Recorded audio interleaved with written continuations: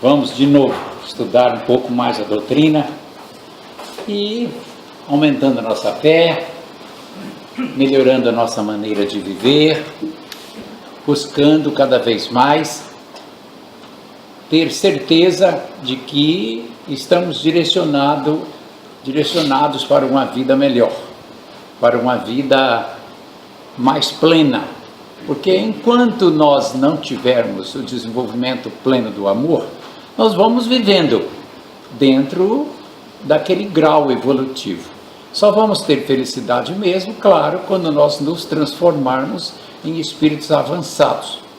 E se estivermos fora do corpo carnal, desencarnados, porque ninguém, nenhum espírito, mesmo avançado, estando no corpo carnal, vai dizer que é feliz. Não é possível ser feliz preso a um corpo carnal, porque ele é pesado, nos ilude, né? Os espíritos adiantados, eles não se deixam levar por desejos carnais com facilidade. Não, eles dominam. Claro que vivem a vida carnal como deve ser vivida. Existem algumas pessoas que se enganam e diz: não, eu estou na carne e descobri que eu sou um espírito evoluindo, preciso evoluir, então não desejo nenhum gozo carnal mais. É um grande equívoco. Nós devemos viver a vida como a vida se apresenta, tá? Você vai dispensar uma boa alimentação, muito da gostosa, só porque você não quer prazer carnal? O que é isto? O sabor do alimento faz parte da vida. O sabor do sexo também, tá? Todos os prazeres que nós podemos desfrutar só não devem se exceder. Só o excesso é que deve ser coibido, mas a vida normal deve ser vivida, tá? Nós não viramos santos e nem queremos virar da noite para o dia. Isso é devagar, vai demorar e nós vamos indo, vamos melhorando. Em cada encarnação melhoramos um pouquinho mais. Quem puder melhorar mais, que melhore, mas é muito difícil. O problema é nós termos boa vontade. E o Espiritismo, ele estabelece um novo caminho para nós. O espírita, ele tem maiores motivos para viver com alegria. Não tem motivo de ser triste. Não, ele sabe que ele vive eternamente, tá? E que ele que constrói o seu próprio caminho. E que ele está tendo oportunidade de se melhorar, de conviver com as pessoas para melhorar. Então, ele tem motivo de estar sempre alegre, porque a tristeza só traz problemas, doenças. Aquele que quiser morrer cedo, eu dou a receita. Fique sempre triste, aborrecido com a vida. Elimine seus amigos, tá? Não queira mais amizade. Reclame de tudo. Seja um relaxado. Não se alimente direito, tá? Nem faça nenhum exercício físico. Qualquer coisinha, entre em depressão. Reclame. Diga que Deus está sendo injusto com a gente, com você, tá? E assim você vai piorando, desejando morrer logo. Você vai ver o que vai acontecer. Vai morrer antes da hora e vai sofrer muito. Mas se você for um espírita, não, eu vou ser um homem alegre, porque não há motivo de tristeza. Eu estou aqui para vencer mais essa etapa evolutiva. Preciso ter paciência com as dificuldades, com as dores que se apresentam todos os dias em nossa vida. E é para isso que estamos aqui, tá? Preciso desenvolver a sensibilidade, porque quem conhece o Espiritismo tem razão de buscar sensibilidade, de buscar harmonia na vida, de saber viver com as pessoas. É difícil, mesmo nós querendo viver bem, não conseguimos. Imagine se não quiser, né? Quem conhece o Espiritismo tem mais consolo, não tem motivo de ter desesperança, ficar desesperançado. Não, senão não vamos sair daqui vitoriosos. Então, vamos estudar bem a doutrina, praticá-la no dia a dia, sorrir, viver a vida, passear, brincar, estudar e vir servir, ajudar o próximo, porque fazer a caridade gera benefício para a nossa alma, gera harmonia interior, gera desenvolvimento do amor, ou seja, desenvolve as energias de dentro para fora. Nós vamos limpando o nosso organismo com a harmonia produzida pelo gesto de bondade que nós praticamos. Procuramos nos tornar pessoas mais sensíveis com a dor do próximo. Se observarmos alguém sofrendo, vamos analisar, ver o que podemos fazer. Se não podemos, pelo menos vamos orar. Mas não vamos fugir do sofrimento alheio. Não. Tenhamos confiança e fé. Vamos estudar hoje o capítulo 14 do Evangelho, que diz: honrai a vosso pai e a vossa mãe. Honrai a vosso pai e a vossa mãe. No primeiro item diz, piedade filial. Antes, vamos ler o que Jesus disse.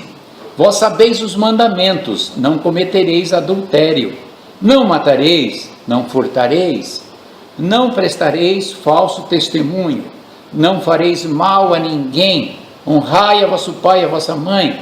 São mandamentos que Jesus estava lembrando.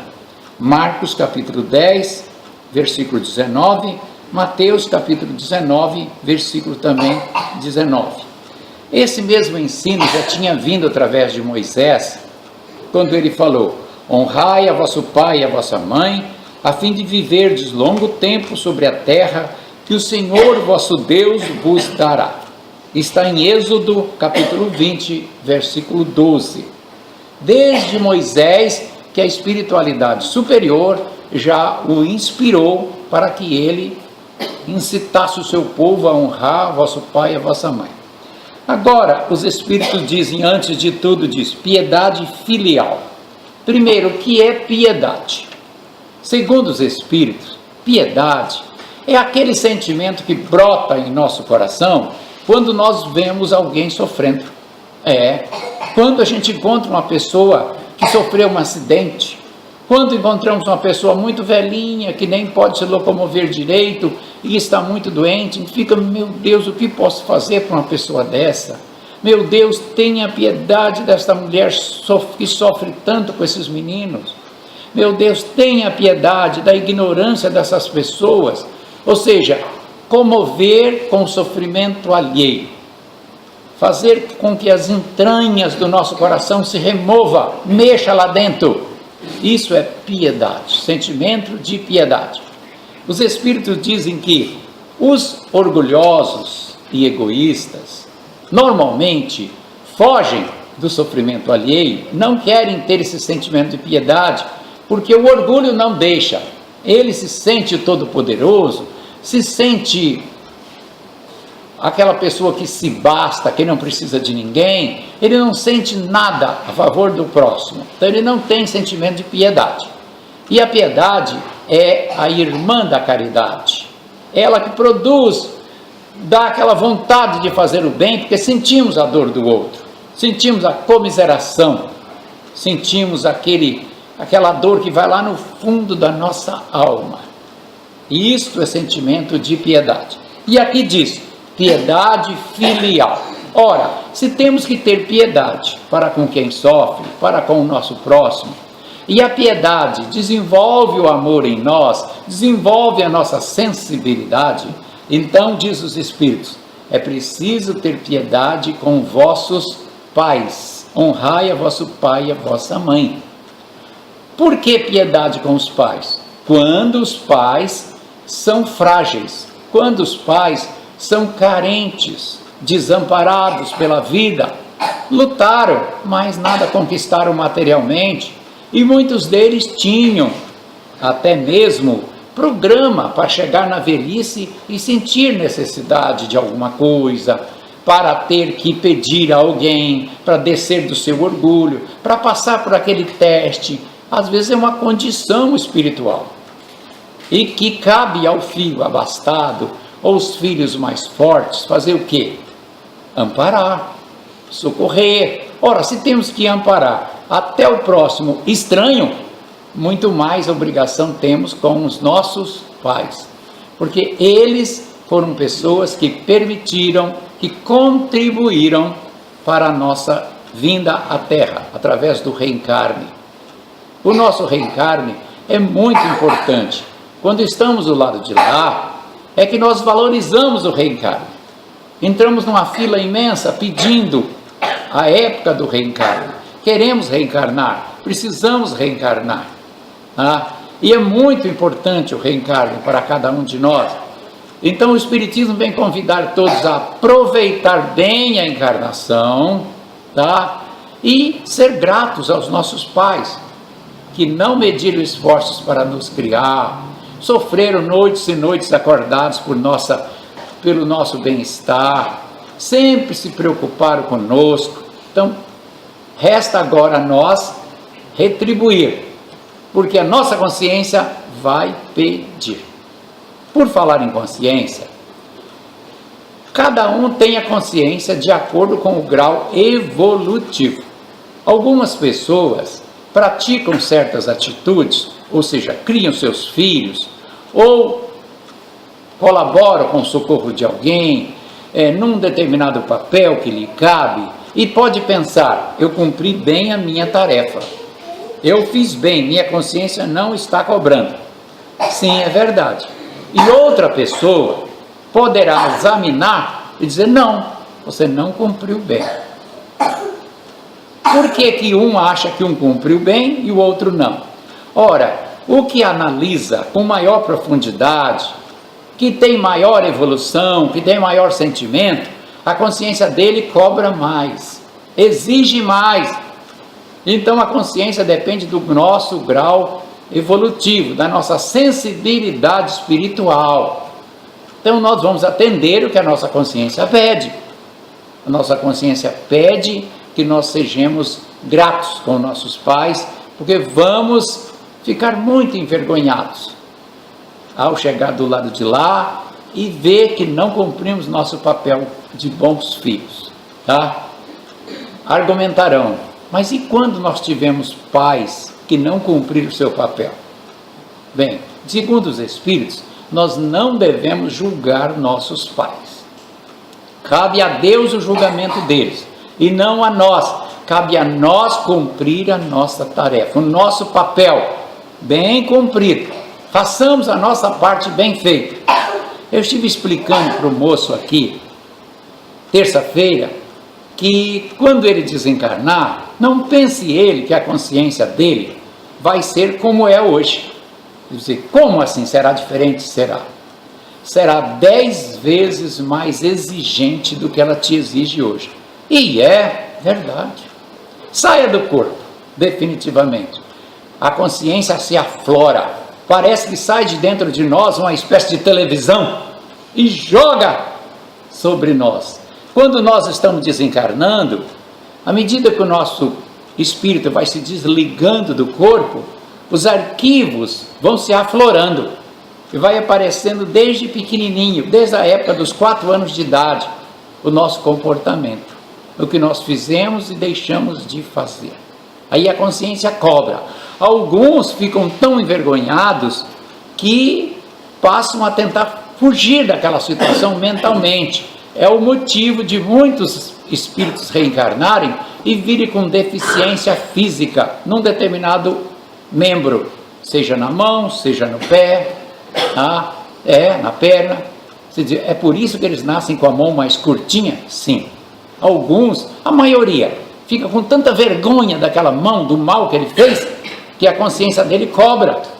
Aí entra naquele ensino que Jesus disse: se tua mão é motivo de escândalo, corta. Não é que nós vamos por aí cortando mão, porque senão lá em Brasília não haveria ninguém com mão, né?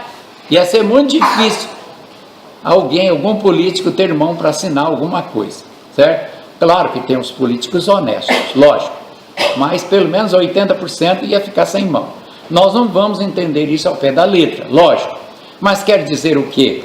Que todo o interesse é agir para melhorar o nosso espírito, mesmo que custe sacrifício do nosso corpo, porque o espírito vive eternamente, está aqui para evoluir, e o corpo não, o corpo está para servir de instrumento dessa evolução, Então vamos caprichar, se possível. Claro que a gente fala em caprichar, se esforça, mas seguidamente nós estamos dando uma pisadinha na bola, sem querer. Aí a gente, epa, errei aqui, vou corrigir. Tenta corrigir, porque o verdadeiro espírita é aquele que tenta acertar todos os dias. Hoje eu tenho sido melhor do que ontem, amanhã certamente serei melhor do que fui hoje. Isso é que é o verdadeiro espírito. Não é a pessoa perfeita, porque não existe. Se fosse assim, nós não estaríamos mais reencarnados, né? Não precisaríamos estar aqui. Então, há muitos que confundem e dizem, está vendo, é espírita e cometeu erro. Mas e daí?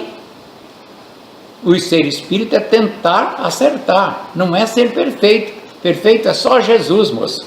Por enquanto, não há ninguém que não erre aqui na carne, tá? Então é preciso isso. A piedade filial, então, nós temos que cultivá-la a todo custo, tá? Honrai o vosso pai e vossa mãe. Os espíritos acrescentaram, então, o obedecer, respeitar, amparar, não provocar sentimento de tristeza dos nossos pais, dar aquela segurança para eles, eu estou aqui, se o senhor precisar de mim, estarei aqui, se ficar fraquinho, vou te amparar dentro do que eu puder. Enfim, o honrar vai muito mais do que amar, porque já temos a lei maior, que é amar o próximo como a si mesmo. E para os pais não, para os pais é honrar, tá?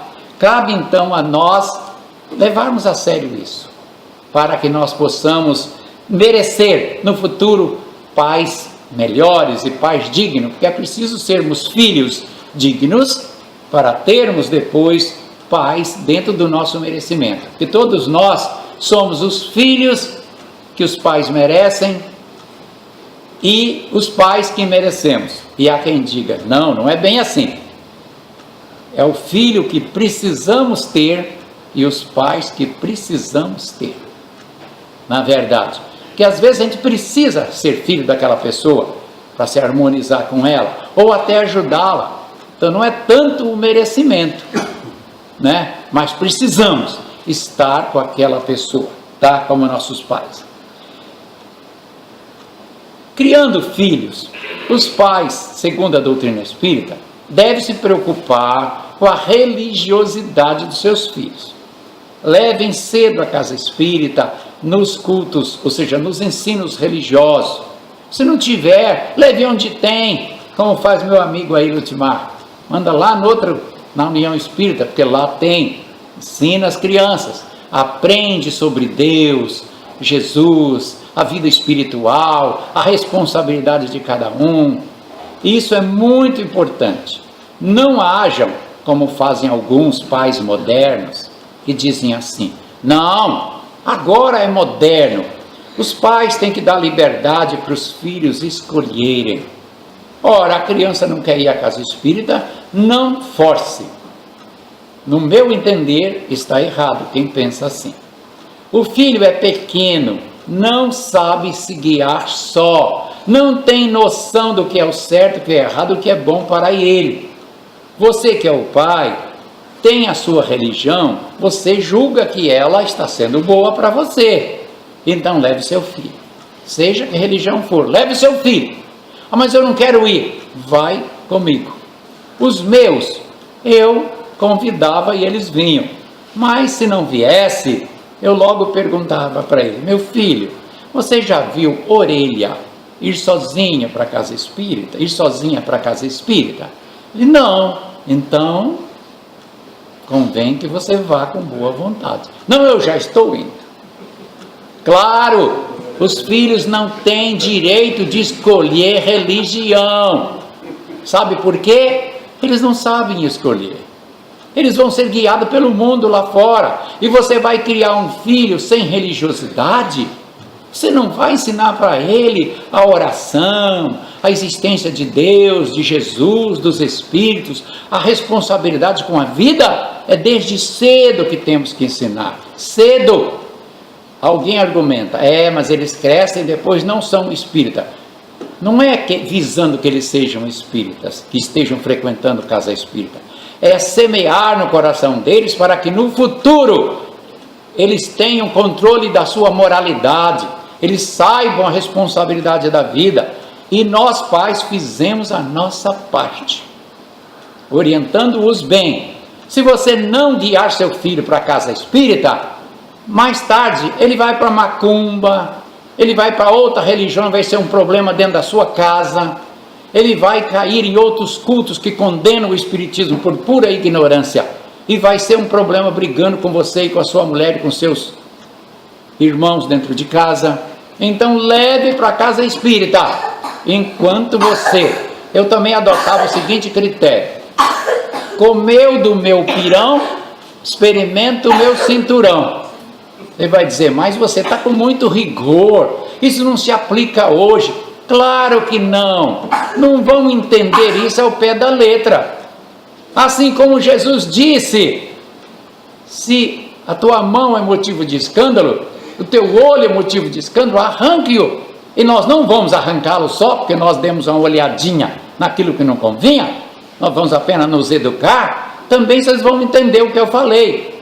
Comeu do meu pirão, experimento do cinturão, quer dizer, em outras palavras, o quê?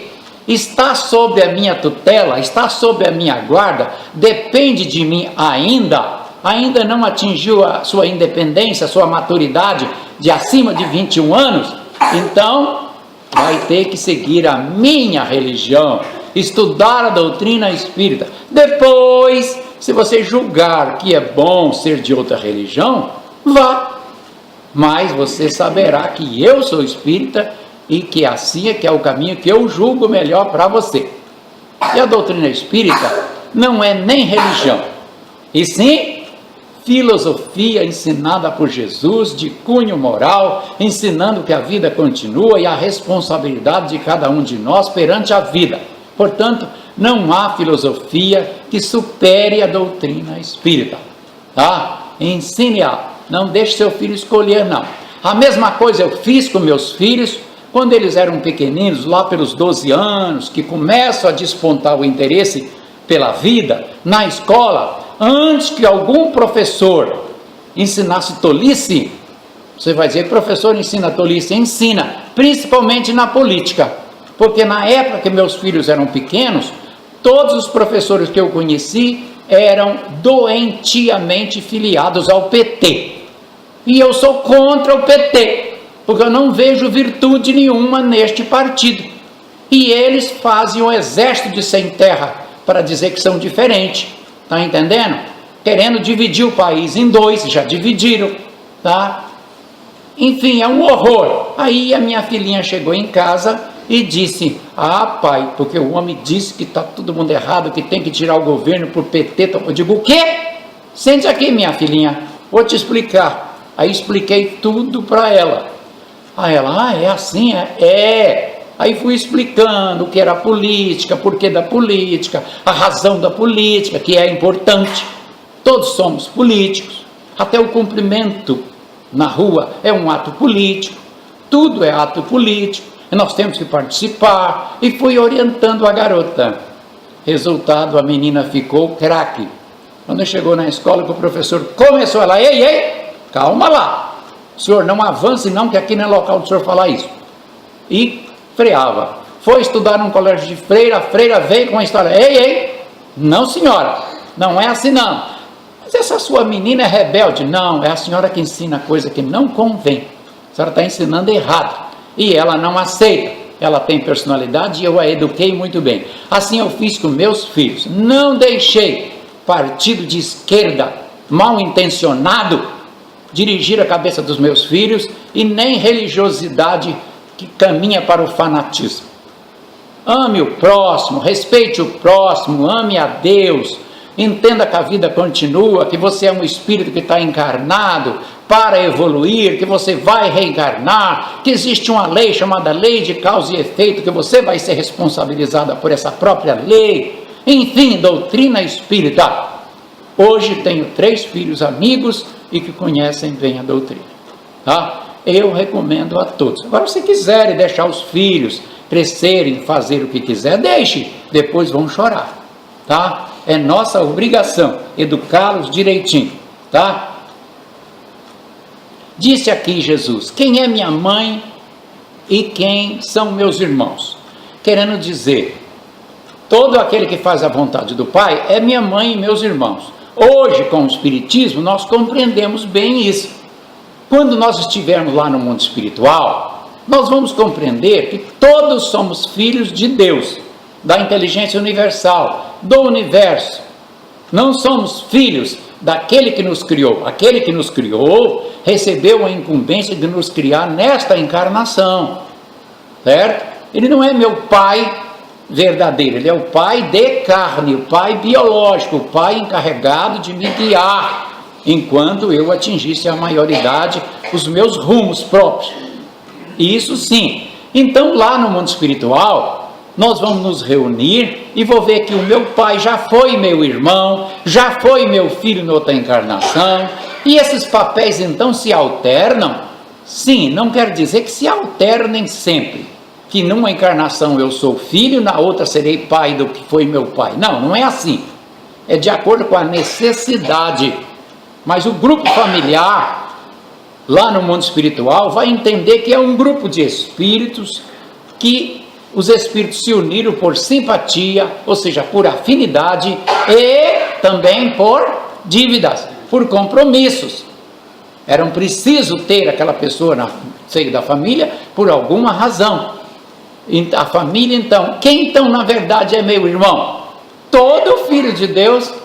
Por isso que Jesus disse: eis aí meu pai e minha mãe. Quis dizer, todos são meu pai e minha mãe. E ele, para incentivar, disse: aquele que faz a vontade do Pai. Na verdade, é um incentivo que Jesus deu, aquele que faz a vontade do Pai. Porque na verdade, nós somos irmãos de todos os seres vivos da natureza.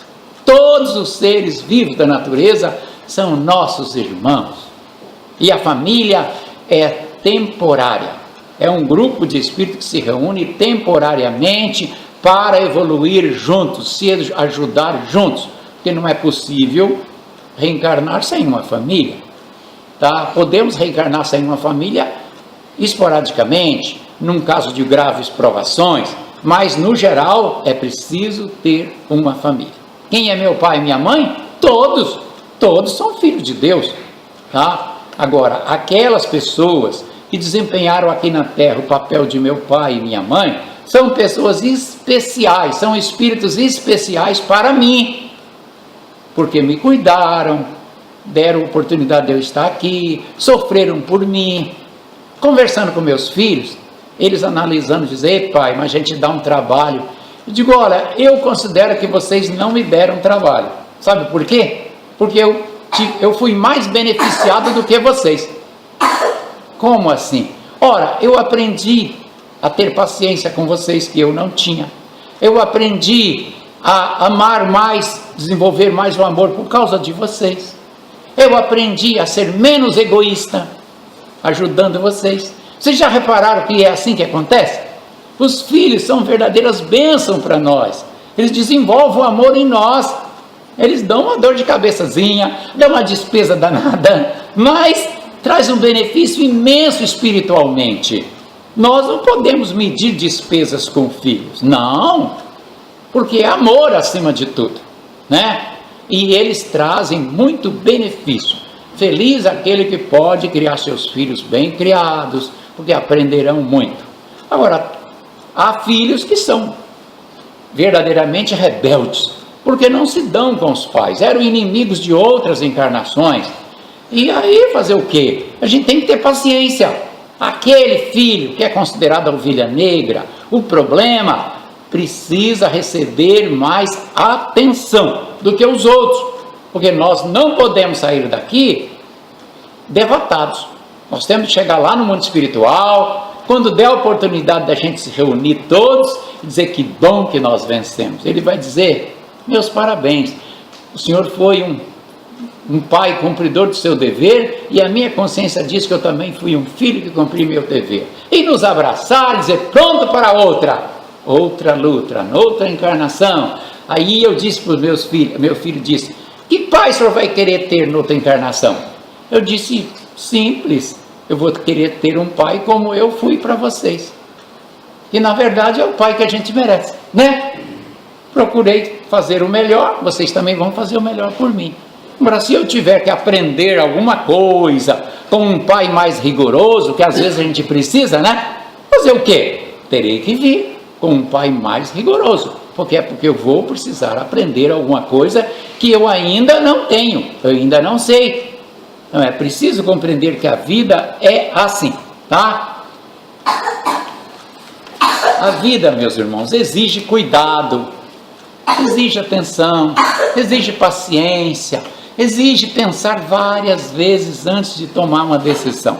Eu vi uma história que diz o cidadão que é real e ela se assemelha a um caso praticamente idêntica a um caso de uma moça que se casou com um estrangeiro e foi morar lá na China, e chegando lá, a nova senhora dona de casa tinha de servir a sogra, e ela se indispôs com a sogra e desejou matar a sogra para se livrar da sogra, porque lá era assim. E aconteceu um caso semelhante na Inglaterra. Diz o cidadão que faz 5 anos atrás, que a mulher sentiu-se traída pelo marido e perdoou. Passou um tempo, o marido abusou dela de novo, para ela não concedia o que ela pedia, mas para as amantes ele concedia tudo. Aí chegou um ponto que não deu mais para conviver com ele, e ela ficou com muito ódio dele. Aí ela tinha um amigo que era psiquiatra dos dois, ela procurou o psiquiatra e disse: eu vim aqui tomar um conselho com esse amigo. Ele disse: é o seguinte, o fulano está me traindo, o fulano abusa de mim, e eu quero provocar um mal muito grande nele para depois me separar dele. Aí ele: eu conheço o coração dos homens, são 35 anos de psiquiatria, sei o que mais magoa um homem, então eu vou te dar uma fórmula, você vai cumprir, e antes de fazer a segunda parte, volta aqui, para mim te dizer como você faz a segunda parte, para deixar ele super magoado, ele nunca mais vai te esquecer, de tanta dor que você vai provocar nesse homem, dor moral. Aí ela: pois não, só que você volte para casa e passe de 30 a 50 dias fazendo tudo que ele quer, tudo, ora, você não quer com o seu objetivo? Quero, então faça, tudo, socorra ele, dê carinho a ele, faz ele pensar que você está super apaixonada por ele, tá? Quando passar uns 35, 40 dias que você achar suficiente, você volta aqui comigo, aí eu vou te dar a chave para você fazer a sua vingança maligna. Tudo bem. E ela voltou lá, pronto. Ele disse: e agora? Você está preparada já para dar o golpe final nele? Aí ela: golpe final? Sim. Você não vai separar dele? É isso que eu vim lhe falar, eu não vou mais separar dele. Por quê? O homem virou um doce. Como um doce? Não vou perder aquele homem. Resolvi perdoá-lo, acertei com ele, ele não vai me trair mais, ele jura que não, e eu resolvi. Por quê? Ele é um amor. Você disse como não prestava? Ele disse, ele mesmo disse: eu já vi uma história parecida com essa. Às vezes o desentendimento entre duas pessoas é tão grande, porque um chega espinhando, e o outro também dá espinho. Um chega sendo grosseiro, o outro responde também com grosseria. Aí vai aumentando, chega um ponto que não se dão mais, aí parte para o caminho da traição, aí acaba chegando na separação, tá? Mas o que ele fez? Recomendou que ela desse muito carinho ao marido, e o marido ia apresentar um comportamento. Se ela voltasse nele e dissesse: enchia ele de carinho, fui igual uma geisha para ele nesses 40 dias, mas o homem continua horrível, do mesmo jeito. Ah, é? Então dê um castigo nele que ele merece. Certamente ele ia fazer isso, mas não, ele mudou totalmente, se transformou num outro homem.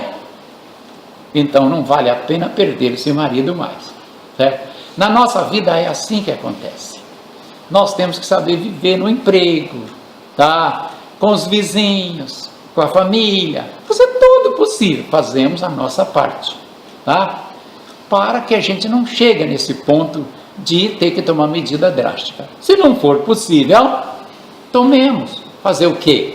A gente faz a parte da gente, vamos fazendo a nossa parte, vamos insistindo no bem, vamos sendo tolerantes, mas muitas vezes nem mesmo as grandes virtudes conseguem mudar o coração de quem é duro. Se não consegue, nós não podemos ficar nos prejudicando a vida inteira, né? Nós temos o direito de dizer, não dá mais, temos que nos separar, tá? E aí separa. Qual é o problema? Última conversinha que eu quero ter, que eu vi uma senhora que disse para mim essa semana, aqui, na terça-feira também, aí ela disse para mim, eu já insisti tanto e não consegui ainda o que eu quero.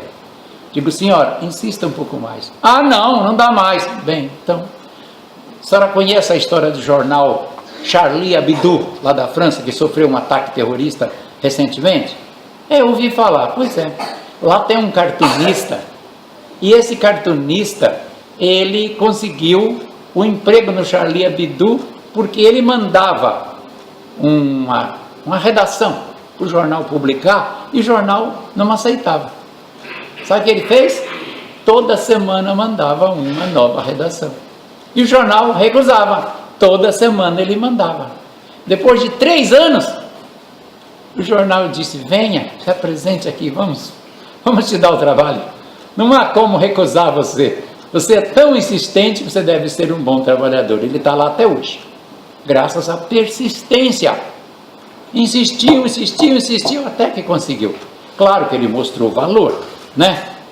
Mas às vezes a gente mostra valor e a pessoa não quer, porque ela não está em condições de nos admitir, não é vantajoso para ela, mas nós encontramos outros caminhos e vamos atrás, buscar esses novos caminhos, tá? Quanto ao ensino de hoje, que diz, honrai a vosso pai e a vossa mãe, amar, respeitar, piedade filial, sentir a dor do próximo, mais ainda a dor de nossos pais, e não dizer, coloquei meu pai numa casinha lá no fundo do quintal, que pelo menos não lhe falta o que comer. Mas não é isso, diz os Espíritos, não. Aos pais, você além de poder socorrer o que é preciso, você tem que dar a sua presença também, tem que incluí-los no roteiro de carinho, de viagem, de passeio, tudo, se possível, se eles aceitarem. Não pode excluir e se limitar a dar alimento, tá? Por fim, a ingratidão e os laços de família. É normal que tenhamos filhos ingratos por causa do egoísmo. O egoísmo fabrica ingratos. O egoísmo é a fonte da ingratidão. A pessoa egoísta não quer reconhecer que foi beneficiada e não retribui o que ela recebeu. E quem não tem gratidão não tem caráter. E existe outro motivo também, que é desavenças em vidas anteriores. Então, se temos um filho que foi nosso inimigo e ainda não conseguimos conquistá-lo bem, ele ainda anda meio ressabiado conosco, está bem dentro de casa, mas está sempre achando que nós não somos aquela flor que se cheire, não abre bem os braços para nos abraçar, é aquele filho diferente. Ele costuma ser ingrato. Ore mais, tenha paciência, ensine a doutrina. Se ainda assim ele for ingrato, entregue a Deus. Muito obrigado.